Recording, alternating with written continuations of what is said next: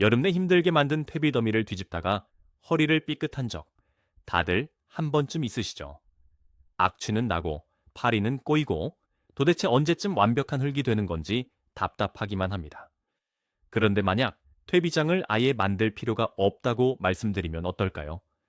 오늘 여러분께 알려드릴 이야기는 현대의 정원사들이 굳게 믿고 있는 상식을 완전히 뒤집어 놓을 것입니다. 우리는 1800년대 유럽의 농부들이 척박한 땅에서 살아남기 위해 썼던 아주 오래된 비밀을 파헤쳐 볼 겁니다. 화학비료 회사가 여러분이 알기를 원치 않는 일명 금지된 재배 기술입니다. 이 방법을 사용하면 힘든 삽질 없이도 토마토와 사과나무의 수확량을 무려 3배나 끌어올릴 수 있습니다. 게다가 물 주는 횟수도 절반으로 줄어들죠. 평범한 텃밭을 스스로 영양분을 만들어내는 마법의 공간으로 바꾸는 놀라운 비법, 과연 그 정체가 무엇인지 지금부터 하나씩 벗겨보겠습니다. 준비되셨나요? 시간을 거슬러 1800년대 후반의 동유럽과 독일 지역으로 가보겠습니다. 그 당시 가난한 농부들에게는 비싼 비료를 살 돈도 없었고 기름진 땅을 고를 여유도 없었습니다. 그들이 가진 거라곤 돌이 굴러다니는 거친 땅과 숲에서 주워온 썩은 나무 토막들이 전부였죠. 그래서 그들은 숲의 바닥이 어떻게 스스로 영양분을 만들어내는지 관찰하기 시작했습니다. 깊은 숲속을 걸어보면 아무도 퇴비를 주지 않는데도 거대한 나무와 풍성한 덤불이 자라는 것을 볼 수 있습니다. 농부들은 쓰러져 썩어가는 통나무가 수분을 머금고 수많은 미생물의 집이 된다는 사실을 깨달았습니다. 그래서 그들은 숲의 원리를 그대로 자신들의 텃밭에 옮겨오기로 결심했습니다. 버려진 나무와 나뭇가지들을 흙 속에 묻어 거대한 자연의 스펀지를 만든 것입니다. 훗날 이 방법은 언덕 배양이라는 뜻의 낯선 이름으로 불리게 되었지만 핵심은 아주 단순합니다.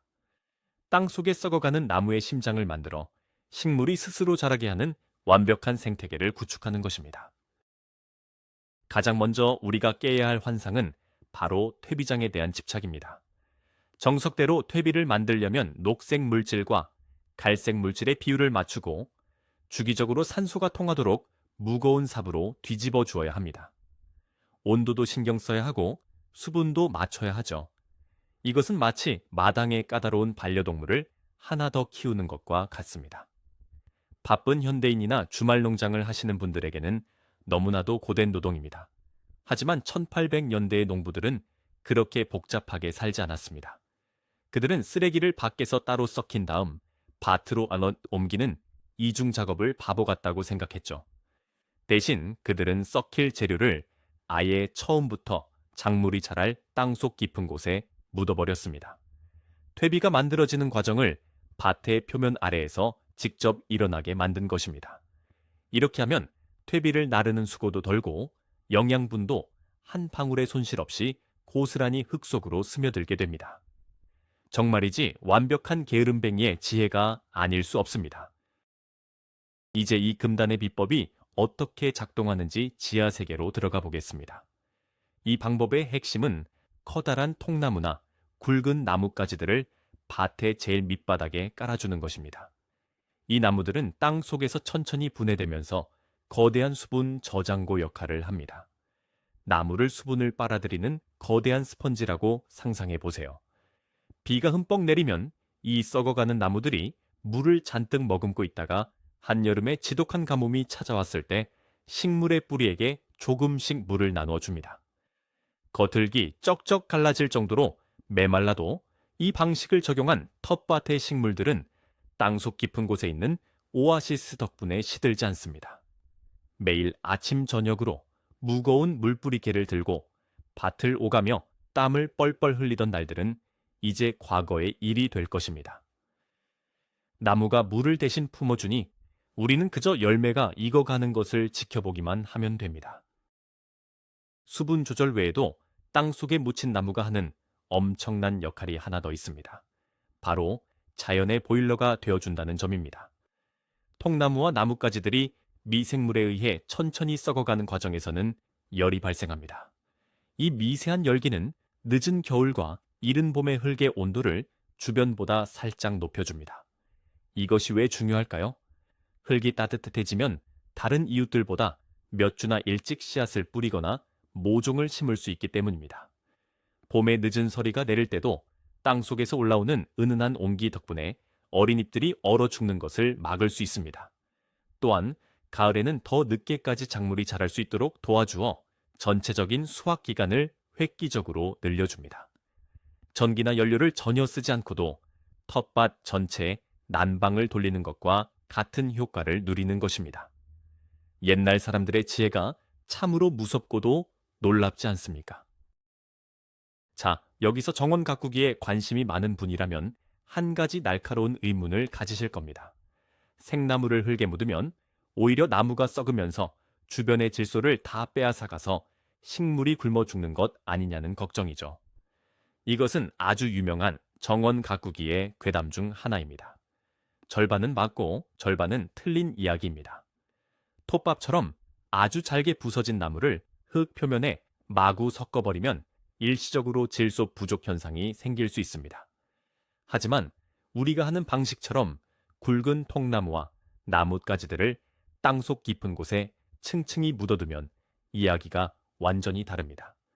나무는 천천히 겉면부터 썩어 들어가기 때문에 질소를 급격하게 빨아들이지 않습니다. 게다가 우리는 나무 위에 질소가 풍부한 잔디 깎은 쓰레기나 주방의 채소, 찌꺼기를 함께 덮어줄 것이기 때문에 식물이 먹을 영양분은 전혀 부족하지 않습니다. 오히려 시간이 지날수록 부숙된 나무가 천연 질소 비료를 뿜어내는 마법의 공장으로 변신하게 됩니다. 이제 이론은 그만두고 이 마법의 밭을 직접 만드는 첫 번째 단계를 알아보겠습니다. 가장 먼저 해야 할 일은 장소를 정하고 바닥을 파는 것입니다. 밭을 만들 곳에 깊이 30cm 정도의 얕은 구덩이를 길게 파줍니다. 허리가 아프시다면 굳이 깊게 파지 않고 맨 땅 위에서 바로 시작하셔도 무방합니다. 이것이 바로 게으른 농법의 진수니까요. 땅을 파고 남은 겉흙은 나중에 맨 위에 덮어야 하니 옆에 잘 모아둡니다. 파낸 구덩이 바닥에는 종이박스나 신문지를 두껍게 깔아줍니다. 코팅되지 않은 일반 종이박스를 말하는 겁니다. 이것은 바닥에서 끈질기게 올라오는 잡초를 초반에 막아주는 아주 훌륭하고 친환경적인 방초 매트 역할을 합니다. 골판지에 주름진 틈새는 훗날 지렁이들이 가장 좋아하는 아늑한 은신처가 될 것입니다. 이렇게 기초공사만 튼튼히 해도 텃밭 관리에 가장 큰 골칫거리인 잡초와의 전쟁에서 절반은 승리한 거나 다름없습니다. 기초가 다듬어졌다면 이제 이 밭의 심장이 될 나무를 고르고 배치할 차례입니다. 아무 나무나 다 좋은 것은 아닙니다. 호두나무처럼 다른 식물의 성장을 방해하는 독성을 내뿜는 나무나 향나무같이 너무 단단해서 수십 년이 지나도 썩지 않는 침엽수는 피하는 것이 좋습니다. 참나무나 사과나무 같은 화렵수가 가장 훌륭한 재료가 됩니다. 숲에서 주워온 반쯤 썩은 통나무가 있다면 금상첨화입니다. 이 굵은 통나무들을 구덩이 맨 밑바닥의 기차처럼 길게 늘어놓습니다. 공간이 비지 않게 테트리스를 하듯 잘 채워주세요. 통나무 사이의 빈틈에는 조금 더 가는 장아지들을 부러뜨려 빽빽하게 쑤셔 넣습니다. 이 층이 바로 밭의 뼈대이자 앞으로 10년 이상 물과 양분을 저장해줄 거대한 지하댐이 되는 것입니다. 버려지는 쓰레기 취급을 받던 가지치기 잔여물들이 이렇게 훌륭한 자산으로 둔갑하는 순간입니다. 나무 뼈대를 완성했다면 빈틈을 메우고 영양분을 공급할 재료를 덮어주어야 합니다. 이 단계가 바로 전통적인 퇴비더미를 밭에 직접 구현하는 핵심 과정입니다. 나무 위로 낙엽이나 짚을 두껍게 깔아줍니다. 그리고 그 위에는 수분이 많고 질소가 풍부한 재료들을 쌓아 올립니다. 막 베어낸 푸른 잔디나 주방에서 나온 과일 껍질 채소, 다듬은 쓰레기들이 아주 좋은 재료입니다. 커피 찌꺼기도 빼놓을 수 없죠. 마치 샌드위치를 만들 듯이 마른 재료와 젖은 재료를 켜켜이 쌓아 올립니다. 이 과정에서 우리는 굳이 재료를 뒤섞기 위해 삽질을 할 필요가 없습니다. 그냥 순서대로 위로 덮어주기만 하면 중력과 미생물이 알아서 모든 것을 섞어줄 테니까요. 벌써부터 힘든 퇴비 뒤집기 노동에서 해방되었다는 안도감이 들지 않으십니까? 2층은 썩어가는 나무를 도와 초기 작물이 폭발적으로 성장할 수 있도록 즉각적인 영양 주사를 놔주는 역할을 할 것입니다. 마지막으로 아까 맨 처음에 파두었던 흙을 꼭대기에 이불처럼 덮어줍니다. 이때 잘 숙성된 시판용 상토나 유기농 퇴비를 흙과 약간 섞어 덮어주면 초반 작물 활착에 더욱 좋습니다. 흙을 덮고 나면 평평했던 밭이 마치 작은 언덕이나 둥근 능선처럼 불룩하게 솟아오른 모양이 될 것입니다. 이 언덕 형태는 매우 중요한 의미가 있습니다. 평평한 밭보다 햇빛을 받는 면적이 훨씬 넓어져서 좁은 공간에 더 많은 식물을 심을 수 있게 해줍니다. 흙을 다 덮었다면 절대 빼먹지 말아야 할 마지막 마무리가 있습니다. 바로 짚이나 마른 낙엽으로 흙의 표면을 덮어주는 멀칭 작업입니다. 멀칭을 하지 않은 흙은 뜨거운 햇볕에 수분을 빼앗기고 맨살이 드러나 잡초의 공격을 받게 됩니다. 두툼하게 짚을 덮어주면 이 작은 언덕은 이제 완벽하게 스스로 돌아가는 하나의 작은 우주가 됩니다. 여러분의 노동력은 최소화되고 자연의 힘은 극대화되는 것이죠. 이 방법은 단순히 채소밭에만 적용되는 것이 아닙니다. 과일나무를 심을 때 이 1800년대 비법을 응용하면 정말 놀라운 결과를 얻을 수 있습니다. 사과나무나 배나무 묘목을 심기 위해 구덩이를 팔 때 원래 권장하는 깊이보다 조금 더 깊고 넓게 파줍니다. 그리고 그 구덩이 바닥에 썩어가는 참나무 토막이나 나뭇가지들을 한층 깔아줍니다. 그 위를 약간의 흙과 낙엽으로 덮고 나서 나무를 심는 것입니다. 어린 과일나무가 자라면서 뿌리를 깊게 내리다가 이 썩은 나무층을 만나게 되면 어떻게 될까요? 뿌리는 썩은 나무가 머금고 있는 풍부한 수분과 영양분, 그리고 폭발적으로 번식한 유익한 곰팡이, 균사체와 결합하게 됩니다. 결과적으로 가뭄이 들어도 열매가 떨어지지 않고 매년 달콤하고 굵은 과일을 주렁주렁 매달게 됩니다. 화학 비료로는 절대 흉내낼 수 없는 튼튼한 생명력을 나무에 불어넣어주는 비결입니다. 베리류 관목을 키울 때도 이 나무 심지 밭은 마법과 같은 효력을 발휘합니다. 블루베리나 라즈베리 같은 식물들은 본래 숲의 가장자리에서 자라는 습성을 가지고 있어서 부엽토가 많고 약간 산성인 토양을 아주 좋아합니다. 우리가 밭 밑에 묻어둔 나무들이 천천히 분해되면서 흙을 아주 부드럽고 푹신하게 만들며 자연스럽게 숲속과 비슷한 토양 환경을 조성해 줍니다. 특히 라즈베리는 뿌리가 얕게 퍼지는 식물이라서 물이 조금만 부족해도 열매가 말라버리기 십상입니다. 하지만 이 언덕 형태의 밭에 라즈베리를 심으면 밑에서는 나무가 물을 올려주고 위에서는 멀칭이 수분을 지켜주어 여름 내내 크고 과즙이 넘치는 열매를 따 먹을 수 있습니다. 열매 따는 재미에 푹 빠져 시간 가는 줄 모르게 될 것입니다. 비싼 전용 상토를 매년 사다 나르는 수고도 덜 수 있으니 경제적으로도 엄청난 이득입니다. 이 밭에서 가장 극적인 변화를 보여주는 작물을 하나 꼽으라면 단연 토마토입니다. 토마토는 물을 아주 좋아하면서도 동시에 배수가 잘 되지 않아 뿌리가 물에 잠기는 것은 끔찍하게 싫어하는 아주 까다로운 식물입니다. 우리가 만든 둥글게 솟아오른 이 밭은 토마토에게 그야말로 지상 낙원입니다. 언덕의 형태는 비가 아무리 많이 와도 여분의 물을 아래로 쫙 빠지게 해서 뿌리가 썩는 것을 막아줍니다. 반대로 맑은 날에는 깊은 곳에 있는 나무 스펀지에서 필요한 만큼의 물만 아주 우아하게 끌어올려 마시죠. 물 조절이 완벽하게 이루어지니 토마토 열매가 비를 맞아 쩍쩍 갈라지는 열과 현상도 눈에 띄게 줄어듭니다. 영양분 역시 미생물들이 지속적으로 분해해서 공급해주기 때문에 인위적으로 웃거름을 주지 않아도 어른 주먹보다 큰 토마토가 가지가 휘어질 정도로 열리는 장관을 보시게 될 것입니다. 솔직하게 말씀드리자면 이 밭을 처음 만든 첫 해에는 여러분이 기대했던 것만큼 식물이 미친 듯이 자라지 않을 수도 있습니다. 땅 속의 미생물 생태계가 자리를 잡고 나무가 물을 머금으며 부서지기 시작하려면 약간의 시간이 필요하기 때문입니다. 첫 해에는 얕은 뿌리를 가진 상추나 무 같은 채소 위주로 심으시거나 콩과 식물을 심어 땅의 질소를 더 보충해 주는 것이 좋습니다. 하지만 진짜 마법은 두 번째 해부터 시작됩니다. 겨울을 나며 땅 속의 재료들이 하나로 융합되고 나면 두 번째 해 봄부터는 흙이 새까맣고 포슬포슬하게 변한 것을 볼 수 있습니다. 삽을 꽂으면 마치 버터처럼 부드럽게 들어갑니다. 이때부터는 호박, 오이, 토마토 같은 영양분을 많이 필요로 하는 작물들을 마음껏 심어보세요. 이웃 밭에서 비싼 영양제를 뿌려댈 때 여러분은 여유롭게 커피 한 잔을 마시며 폭풍 성장하는 작물들을 구경만 하시면 됩니다. 게으른 자의 승리가 시작되는 순간입니다.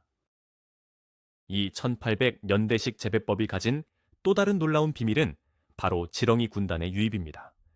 마당을 파서 나무와 낙엽, 그리고 주방 쓰레기를 겹겹이 쌓아 올리는 행위는 동네에 있는 모든 지렁이들에게 초호화 뷔페 초대장을 돌리는 것과 같습니다. 밭을 만들고 몇 달 뒤에 살짝 흙을 파보시면 깜짝 놀라실 겁니다.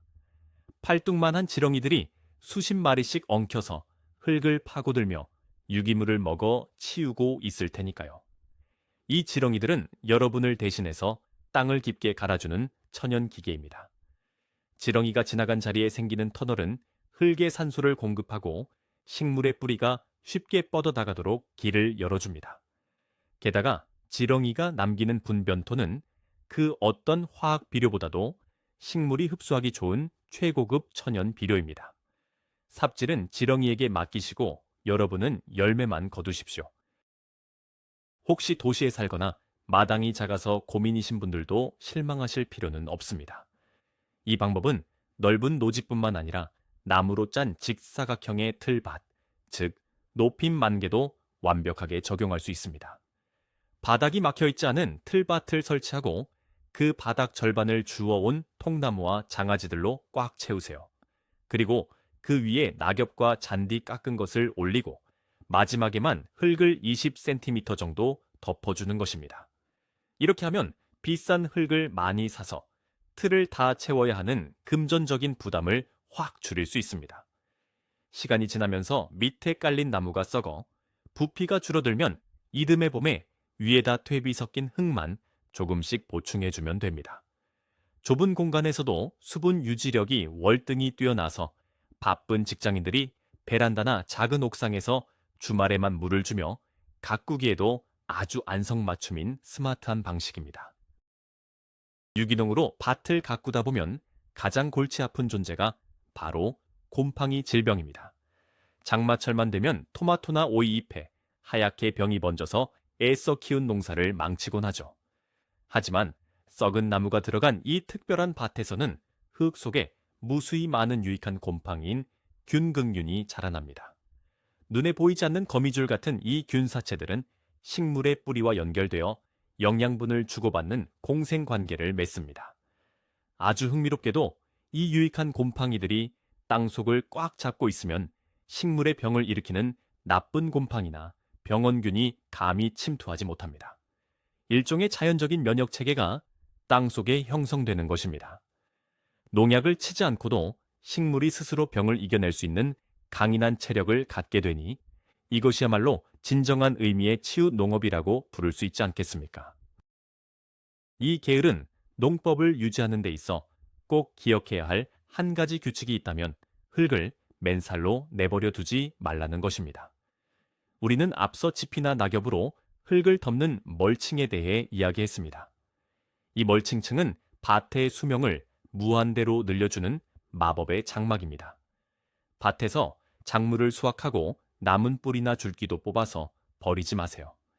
병든 것이 아니라면 그대로 잘게 썰어서 다시 밭 위에 덮어주십시오. 이것을 덮어두고 자르기 방식이라고 부릅니다. 수확 후의 잔여물들이 흙 위에서 다시 썩으면서 다음 작물을 위한 영양분으로 돌아가는 아주 아름다운 자연의 순환입니다. 가을이 지나고 겨울이 올 때도 마당에 굴러다니는 낙엽을 긁어모아 이 언덕밭 위에 이불처럼 소복하게 덮어두세요.